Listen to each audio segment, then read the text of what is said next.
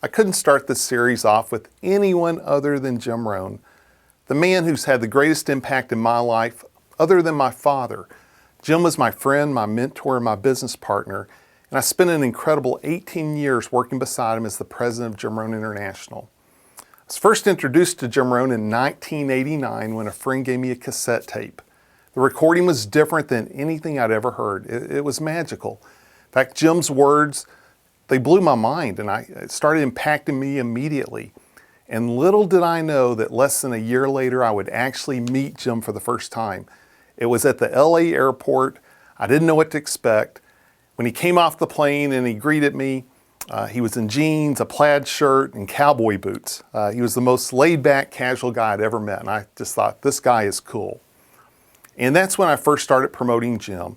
And over the next 4 years, I did multiple Jim Rohn events, in addition to other speakers like Og Mandino and Brian Tracy, and did those events all over the country along with my wife, Heidi. And in 1993 is when I started Jim Rohn International. And over the years, up until his passing, we did countless seminars, traveled around the world, created books, audios, DVDs, sharing his remarkable philosophy. And it was in 2008 that Jim started feeling poorly, and he just wasn't quite himself. And you know, it took a while, and he just wasn't quite sure what was going on. He had multiple tests and talked to multiple doctors. And eventually, in early 2009, he was diagnosed with pulmonary fibrosis. And you know, it was a really difficult time. And you know, it's hard watching your mentor, a man who was 78 at the time. He passed when he was 79, but his dad had lived to be 93, and Jim was sure he was going to outlive his dad. So to watch him go through that was just such a difficult time.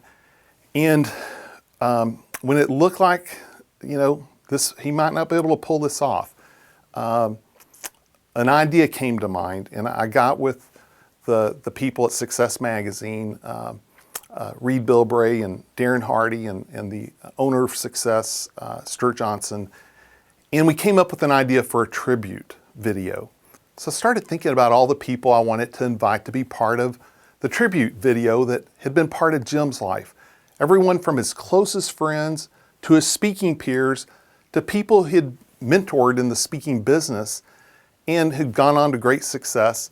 Also to former colleagues and people who had promoted Jim early on and had worked with him, and people that had been part of his life through Jim Rohn International as well. So we started contacting people right away, and everyone jumped on board. It was phenomenal. And among his peers, everyone from Zig Ziglar, Brian Tracy, Mark Victor Hansen, Dennis Waitley, and then people like Larry Thompson and Ed Foreman and John Maxwell. And they came to either Dallas or LA. We had the filming all set up. And of course, Jim didn't know about any of this.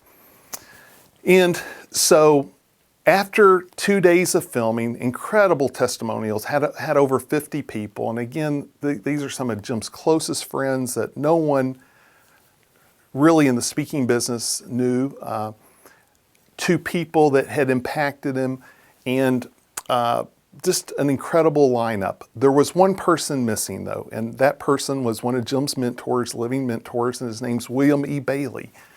But Bill was in bad health, and he just wasn't able to come to Dallas. So I couldn't do a video tribute for Jim and not have William E. Bailey. So I flew out to Lexington, Kentucky, and rented a car and drove an hour and a half through the backwoods of Kentucky and to Bill's old family home, the log cabin he was at. And we spent a day together. And I'd published books for Bill before, and I had promoted him. Jim had introduced us. We'd gotten to be good friends, and it was just a remarkable day. And again, just those priceless moments.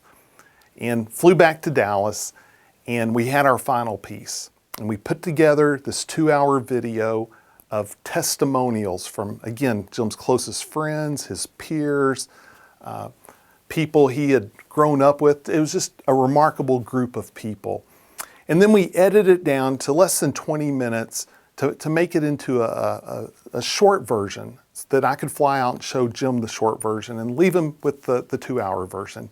We also put in some great clips of Jim, And it was just something, it's one of the proudest things I've ever been part of as far as creating any type of product. And if you know anything about Jim, you know what a humble guy he is and how real he is. And so flying out to LA to surprise Jim, he didn't know anything about this tribute video. And I was a little bit nervous because I knew saying, hey, here's the DVD I want to watch with you, and here's some people maybe he had not seen in 10 years or 20 years, or again, some of his peers just giving him such huge praise. And wow, they really did. It was amazing. And we have a copy of the tribute that you can watch, and you'll see some just amazing words from people like Zig and John Maxwell, and again, all of Jim's peers. But this day was just meant to be a special day.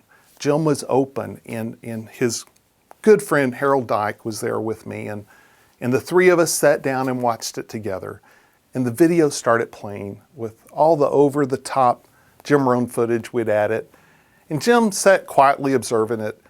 Then the testimonials began, his friends, his peers, and he became more interested. And he would look back and forth at me and acknowledge, just, wow, that was interesting what that person said, or, just this appreciation he had.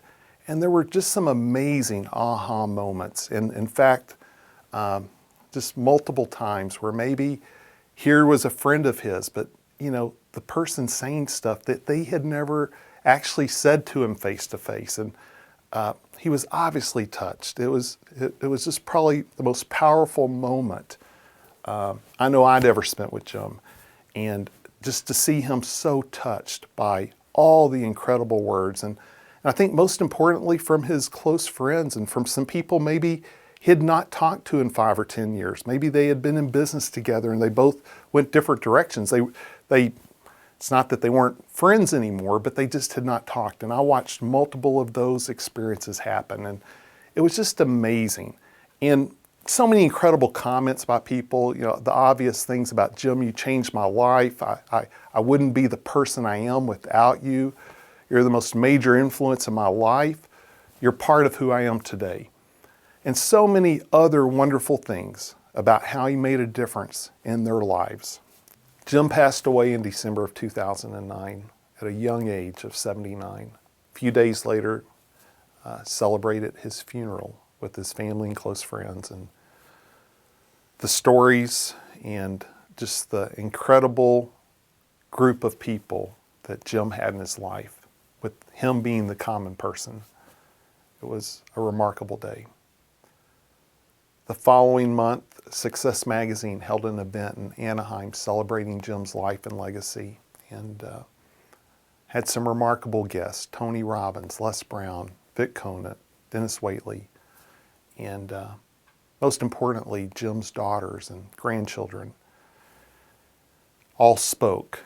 And in fact, Nathaniel, Jim's grandson, conducted a string orchestra for the event. And the memorial service was just such a great opportunity to give people the opportunity to be part of acknowledging the impact Jim had had on their lives. Where the celebration was for the public, the tribute video was for Jim alone. And, when I think of the video, I wonder this: if you had one last chance to say something to the person or persons who had impacted your life the most, what would you say? And then I wonder, why wait till the last chance to say it? Why not say it now? And the second lesson I want to share from the tribute is the very lesson I think Jim Rohn would want to share. And that's to live your life in such a way that you leave a legacy, that you impact other people. And that's what Jim Rohn did. And so, thank you for allowing me to share with you just something that was so valuable to me to be part of with Jim.